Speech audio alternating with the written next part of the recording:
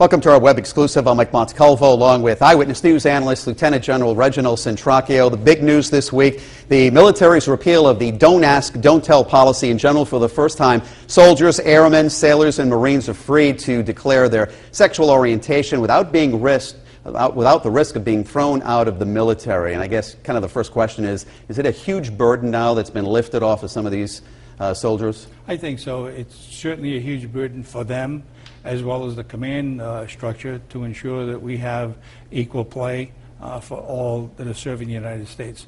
The challenge is yet to become, not so much the readiness aspects, but the social things that come with this.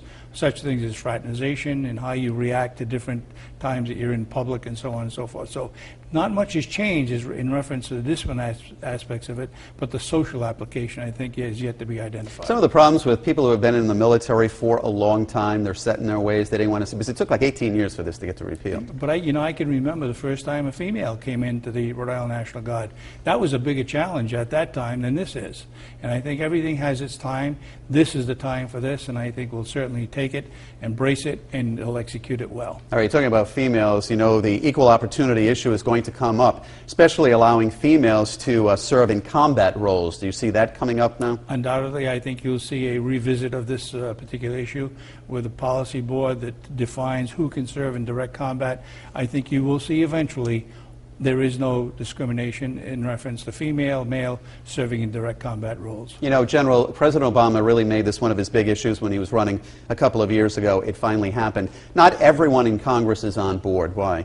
Well, I think it's just the Congress. No matter what you have, there are two sides to every issue, and I think you'll continue to see this regardless of what the issue is.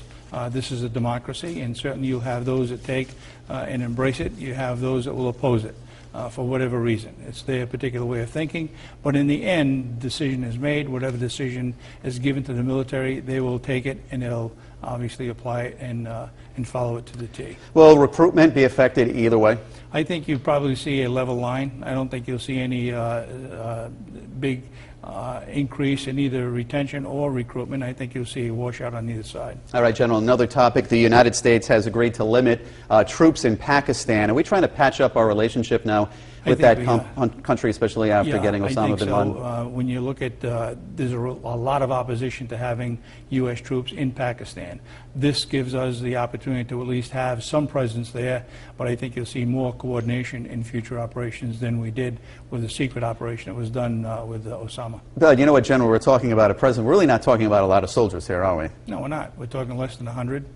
And I think that's really minuscule compared to the several thousands that are in both Iraq and Afghanistan. Even Libya, we're having somewhat of a presence there. Yeah, we have four soldiers in Libya to give us a presence with the embassy there, and hopefully to reestablish a relationship with Libya at some point, and hopefully it's on the right side with whatever new government comes into Libya. We're getting breaking news too, General, where the men have been freed in Iran. What does that mean right now for those that Well, have been I think it's certainly good news for those two civilians, but at the same time I think it demonstrates that when you have an ability to have some kind of negotiation, it does work in the end.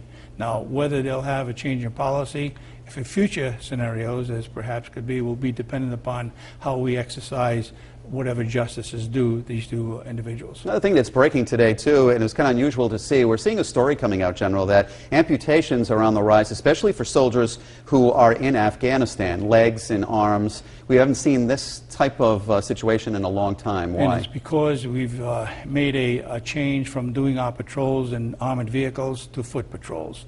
And the reason for that is that the command elements wanted to have more of a presence with soldiers being right up next and close to the citizenry versus being in an armored vehicle going through the streets of Afghanistan. So consequently, when you have that, there's more of a propensity to have IEDs explode and obviously lose limbs. What about the survival rate? Is it higher going through this policy? Well, I think the survival rate in reference to soldiers, perhaps, I can't answer. I don't think there's been any real definitive measure of that yet. But one would think using a 500-pound or 5,000-pound IED to take out a large armored vehicle would certainly have the result of killing all of our soldiers versus giving him a casualty status. You know, I was asking Tony Petrarca last night, when does the hurricane season end?